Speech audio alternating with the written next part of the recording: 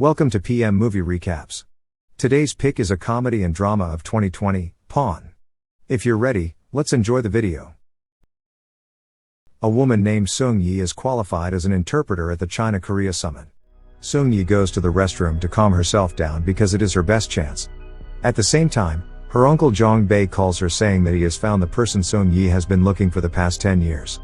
After finishing her work, she rushes. The story is directed back to 1993 in Incheon, Korea, where Jong Bae and Do-suk, working as debt collectors for a finance company, are walking down the street. Do-suk still regards himself as the chief and continues to issue orders to Jong Bae. Later, they come across a woman named Myung-ja and her 9-year-old daughter Sung Yi. Myung-ja flees as soon as she sees both debt collectors, but Do-suk apprehends her.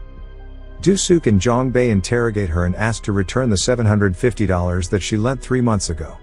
Myung-ja requests more time to pay, but Do-suk takes her daughter, Sung Yi, as a pawn.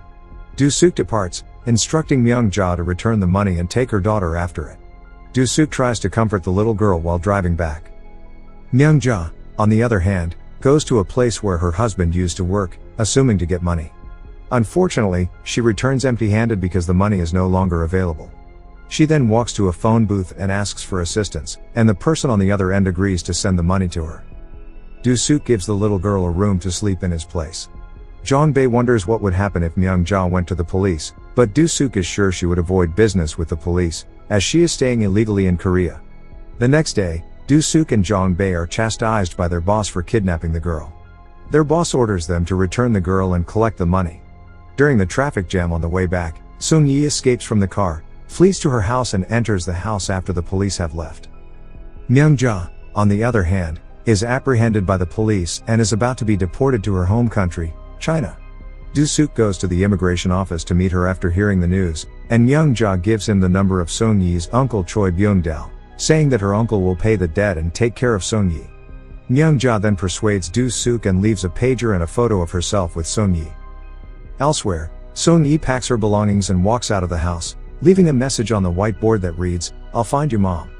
After a few moments, Do-suk arrives at Sung Yi's house in search of her, but he doesn't find her. Sung Yi walks down the street looking for her mother, and a drunk man tries to take her away, but Do-suk arrives and saves her.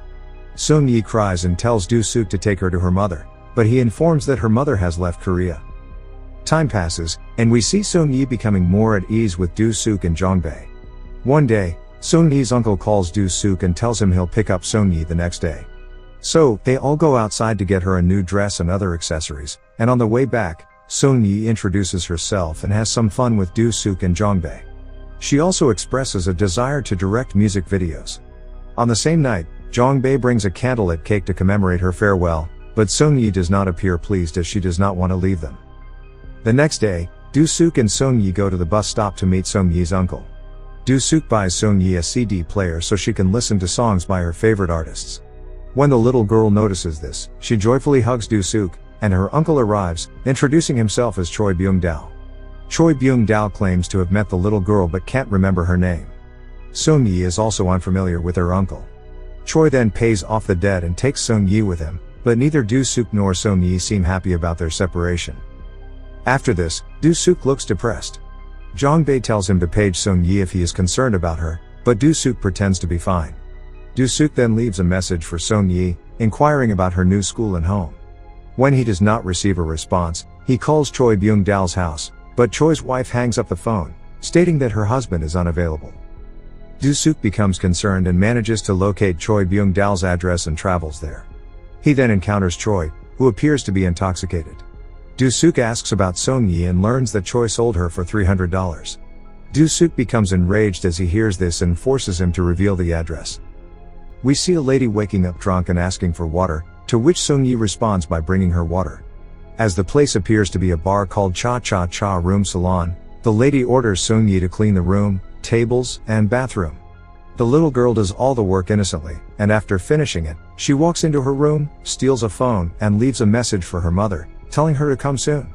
Do-suk, on the other hand, notices a pager in Sung Yi's bag and discovers a number in it, so he leaves his own number and asks Sung Yi to call him back. Sung Yi receives the message and dials the number, but she is unable to connect. In the bar, the lady orders Sung Yi to clean the floor while a drunk man throws a glass against the wall, injuring Sung Yi with a glass shard. Do-suk then recalls that he forgot to mention the area code earlier, so he leaves another message and waits for the call. Sung Yi returns his call, crying, and informs about her location in Busan. Do-suk becomes concerned and travels to Busan immediately. Do-suk and Jong-bae arrive at Cha-Cha-Cha Room Salon, where they meet Sung Yi. Do-suk yells at the owner of the bar for not taking Sung Yi to the hospital, then decides to pay the owner and reclaim Sung Yi. Do-suk then transports Sung Yi to the hospital to have the wound treated. He even sells his car to manage expenses for the little girl. Later, he takes her to school to enroll her, but the principal refuses to accept her because she is not a Korean citizen. Do-suk tries hard to convince the principal, but the principal eventually agrees that it is possible if Do-suk plays the role of Sung Yi's father. Sung Yi then begins attending school and studying diligently, resulting in excellent grades. Sung Yi matures as time passes. One evening, Do-suk arrives at the school gate on his motorcycle to pick up Sung Yi, and at the same time, Sung Yi's mother appears and sees her daughter happy and returns without meeting. As time passes, Sung Yi graduates from high school with honors, and Do-suk drops her off for the entrance exam, wishing her the best and praying for her success. Do-suk becomes concerned when Sung Yi fails to return home on time one night. He waits, and a few moments later, a man drops Sung Yi home while carrying her on his back because she is drunk. Do-suk and Jong-bae begin to inquire about the man and realize that he is a good man who will soon be a doctor.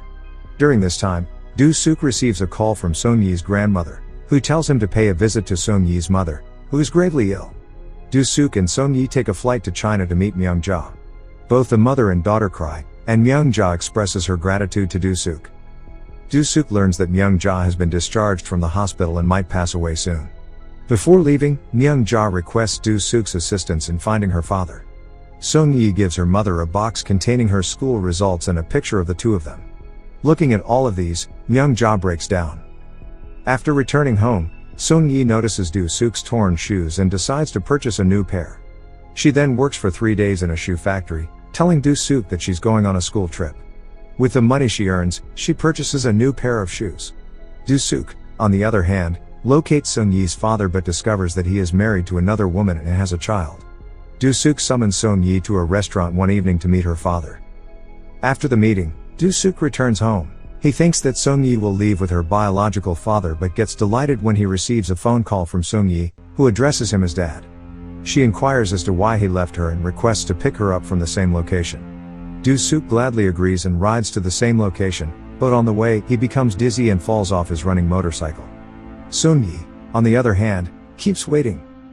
The current story continues with Sung Yi in the car with Jong-bae, who has been looking for Do-suk for 10 years.